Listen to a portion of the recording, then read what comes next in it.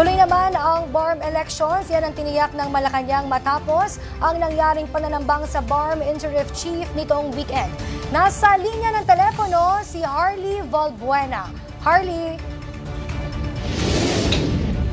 Yes, Princess, isa yan sa mga paksang natalakay ni Palace Press Officer Undersecretary Claire Castro sa Palace briefing dito sa Malacanang. At bukod dyan, ay hindi rin makumpirma ng palasyo ang umugong sa social media na humilingaan niya ang vice-presidente ng private meeting kay President Ferdinand R. Marcos Jr. Ayon na kay PCO Yusek Claire Castro, walang naibaba sa kanyang anumang impormasyon hinggil sa nasabing pulong. Pero iginiit niya na mismong ang Pangulo na ang nagsabi na palagi siyang bukas na makipag-usap kahit kanino, maging sa mga hindi sumasangayon sa kanya. Pero hindi niya ito partikular sa pangalawang Pangulo. Kahit sino, sa lahat na maaaring hindi sumasang-ayon sa kanya, siya ay bukas upang makipag-usap para magkaroon ng magandang pagkakaintindihan.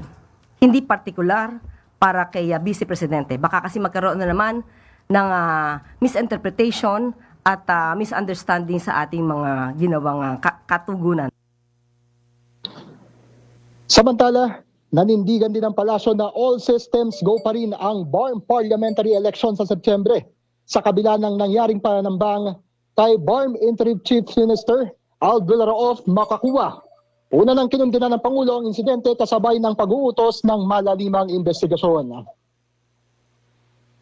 Katulad po ng nabanggit natin na mensahe ng Pangulo, hindi po ito makakapigil sa anumang balak na magkaroon ng tuloy-tuloy na pagbabago para sa pagkakaroon ng pamahalaang demokratiko sa komunidad ng BARM.